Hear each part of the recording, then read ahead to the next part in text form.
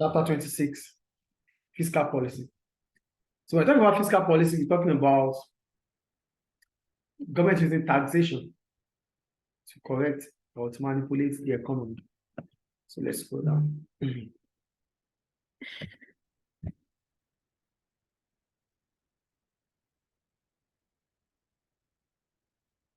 Okay. We're starting with the budget. They said the government set out the amount of it plans to spend and raise in revenue in a budget statement.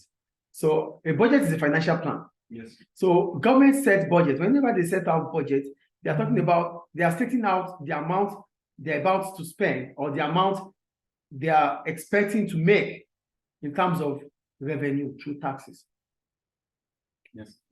So it shows the relationship between government revenue and government spending. So a budget shows what? The relationship between government revenue, which is what comes into the government, and government expenditure, that's public spending. So a budget deficit is when the government spending, also sometimes called public expenditure, is higher than its revenue. So there's deficit budget if government expenditure is less than its revenue. Clear? Yes. That means what government is spending is more than what it's making. What it's making in terms of the revenue. expenses are more than the revenue. Revenue. That is Yes. deficit. Then we have a surplus. When the government revenue is greater, Which is the opposite. which is the opposite, is greater than the. So when we talk about budget surplus or a surplus budget, this is a budget that's which this implies that government expenditure is less than government revenue. That is surplus budget. I think that is clear. Yes. Okay. But it's good budget. Yeah, sure. That's what every country would want. So the reason for government spending, that's where we have it. Why do government have to spend? Why do we have public spending or public To expenditure? improve the lives of people, right? Let's see. Yeah, it's part of it. So it's a government spend for 4 essential reasons. One, to influence economic activity. So a government may, for example, increase its spending in order to increase aggregate demand in the hope that the higher aggregate demand will stimulate higher output and so result in economic growth. So one of the reasons why government will spend is to influence economic activity. Because if government spend, that means government is spending on maybe goods or whatever it is that government is spending on, that government is subsidizing these things. It increases demand in the economy. So if demand increases in the economy, this might make that firms might have to, respond to the demand in the economy by increasing the output, which will lead to economic growth. Do you get the first thing government is, or they're talking about here? Government spend to increase economic activity, which will lead to economic growth. Yes. Clear? The second point, to reduce market failure. Government spends on public goods as this would not be financed by the private sector. They spend on merit goods as market forces would not allocate sufficient resources to their production. In addition, they spend money regulating markets where there is a difference between social and private costs and benefit and abuse of market power. Government also spends to reduce market failure. So market failure could result from social costs exceeding social benefits. So government will spend to reduce that. Market failure could arise as a result of public goods not being provided or not being produced by the private sector. The private sector will not provide public goods. Yes. Like street lights, like road, like. Because they are free riders. Because there will be free rider problem. Mm-hmm. So private sector would not invest on what they would not sell. Private sector invests because of commercial reason. And profit. Yeah, that's commercial reasons. Commercial reasons. So that's the second reason why government wants to increase spending. And the third reason here is merit goods. The merit goods will be provided by the private firms, but it might not be enough. They might not be allocative efficient. So government needs to be involved, like education, healthcare. There are private sectors for these things, yes or no? Yes. But the private sectors will only provide for those who can afford them. So it means if you cannot afford it, you can't have it. So government will spend in such area. So government will spend to increase public goods consumption. Government will spend to increase merit goods consumption. And government will spend to reduce social cost, to make social benefit exceed social cost of production. And all these things are market failure, yes or no? Yes. The third point, to promote equity, government provides benefits and products to vulnerable groups and the unemployed. For example, some government provide state pensions to the retired, subsidized housing for the poor, and free education to children.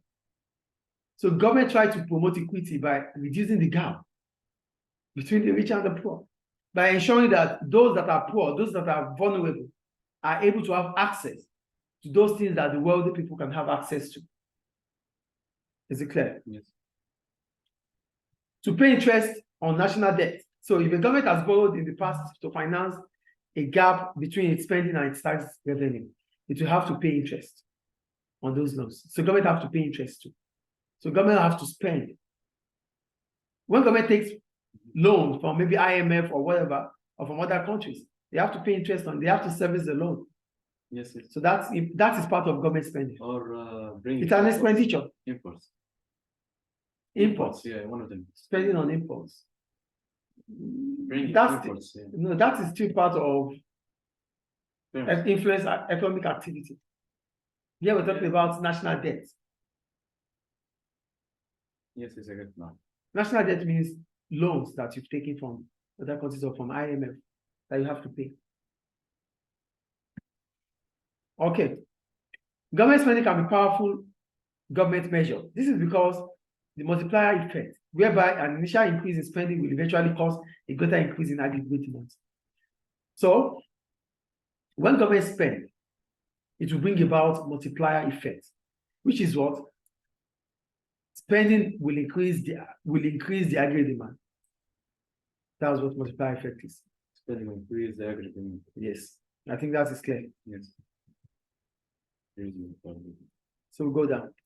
The reasons for levying taxation. We've talked about reason for subsidy. Now we have to talk about the reasons for taxation. Why would government levy taxes?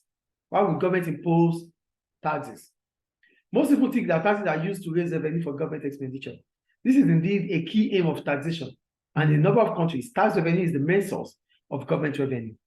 There are, however, other aims as well, including, so government might impose tax, not only to fund or to finance public spending.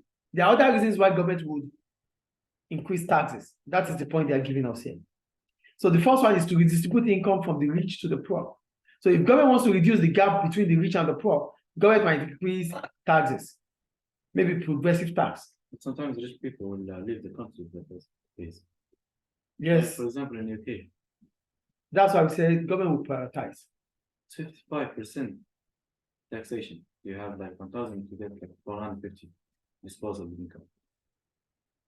But when you look at it, you check other ways in which government is trying to, try to impact on those taxpayers. So that's why many people would not leave. Mm-hmm. Do you understand? So that's why we said government will prioritize, government will check, government will make a critical view before they take decision. So one of the reasons why government impose tax is because of reducing the gap between the rich and the poor. That is the first point. The second point is to discourage the consumption of demerit goods. When we talk about demerit goods, we're talking about goods that are harmful to the health. Consuming, yeah. So like cigarette, tobacco, Mm-hmm. alcohol. So government might increase taxes to reduce the consumption of these goods. Yes. The third point, to raise the cost of firms that impose costs on others. Some firms, they increase their cost on customers. They transfer their cost to customers. They pollute the air. They cause pollution. They cause social costs. They bring about external costs. Sorry. Third party. Yeah. Oh, yeah. So as a result of this, government will impose tax on them. That is the point they are It's like making. a fine. Is it clear? Yes. And the last point here is to influence economic activity. As with government spendings, changes in taxation can be used to change aggregate demand. If an economy is experiencing rising unemployment, its government will cut taxes to stimulate an increase in consumption and investment. We skip the point. Did you get the point or not? We skip the one. To discourage the consumption. Oh, sorry. Yes. To discourage the consumption of imports and hence protect domestic industries. Government might impose taxes to discourage importation. So price of imports increases. So people would be discouraged to buy imports. Then they will go back to be buying domestic products. And that would increase the outputs and revenue for domestic products. So if government wants to expand or increase output domestically, government might come up with restrictions of trade, which importation of taxes could be there, tariffs. Is it clear? Yes. And the last one is to influence economic activity. Yeah, they said, as government could do for subsidy, government can also reduce taxes, cut taxes for firms, because if government can cut taxes for firms or individuals, disposable income will increase, demand will increase in the economy.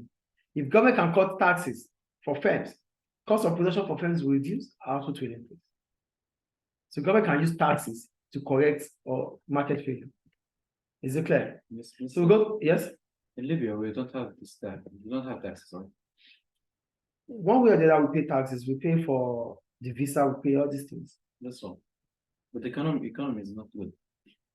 Why is that? Because like households save more Without taxes. without taxes. They have disposable income, like large. Disposable, yes. So they save. That might be the reason why the economy is like failing. No, Okay. the reason why the economy of Libya is failing is because the investment is on consumption. Consumption only. There's no production. There's none. Yeah, there's no production. Do you get it? Yes. So go to the main categories of taxes. Taxes are either direct or indirect, and progressive, proportional, or regressive. Direct taxes are taxes levied on the persons or firms' income or wealth. They are called direct taxes because the people or firms responsible for paying the tax have to bear the burden of the tax. So we call it direct tax because it is linked to that individual or firm that is producing or consuming that product. Like a receipt. It does have tax. Hmm? A receipt if you like buy something. Tax. Maybe VAT, value added tax. Indirect, that's indirect. Yeah, that's indirect. Okay. So when we talk about direct tax, we're talking about taxes on income, taxes on wealth, taxes on profits. These are direct taxes. Is it clear? Yes. For indirect taxes, we're talking about taxes on expenditure or outlay taxes. Here, we are talking about taxes on spending. That is indirect tax. When you are being charged because of what you bought. That's indirect. Indirect tax, like value added tax, VAT. Is it clear? Yes. So go to progressive tax. A progressive tax is one which takes a higher percentage of the income or wealth of the rich. As taxable income or wealth rises, so does the rate of taxation in this case. In the case of, okay. So when we talk about progressive tax, we're talking about taxes that charges higher proportion to the rich. So this tax, the more money you make, the more tax you pay. So rich people, wealthy people are charged more. That is progressive tax. We have proportional tax. This is the percentage paid in tax. This percentage paid in tax stays the same as income or wealth changes. So we call it proportional because the tax does not change. It is same level as your income level changes or your wealth changes. If you are paying 30% on taxes on your income, even if your income increases, you're still going to be paying 30%. That is proportional. Yes. Do you understand proportional here? Yes. It does not change as your wealth or your income changes. Then we have regressive. This is when the percentage paid in tax falls as income or wealth rises. So as your income level is reducing, your tax is increasing. Oh, if So, level reduces and the tax. Yeah, it's the same. Yeah. You make less money and you pay more tax. That is regressive too. Do you get regressive here? Yes. A tax that takes less proportion from the rich and takes high proportion from the poor. It's not fair. Yeah, that's why we call it regressive. Yeah, regressive. Yeah. Is it clear? Yes. So go down. So Okay, please.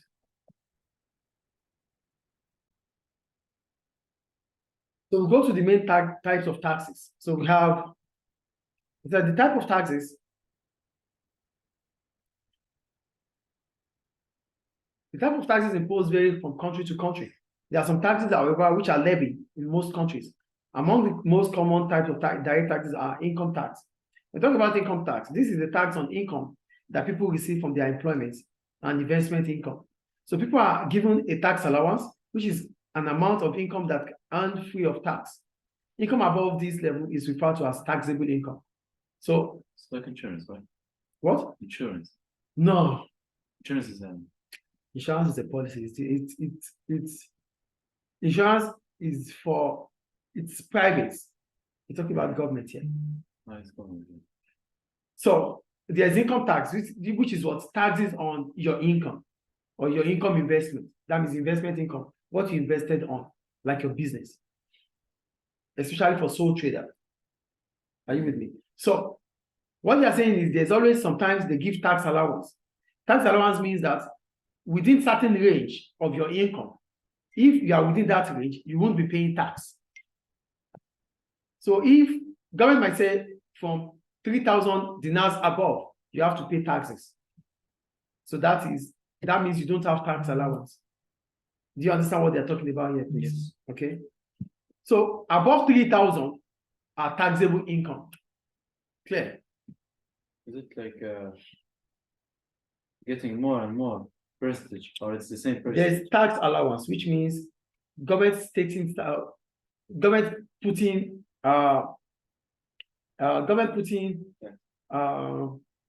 placing a tax above certain level of income.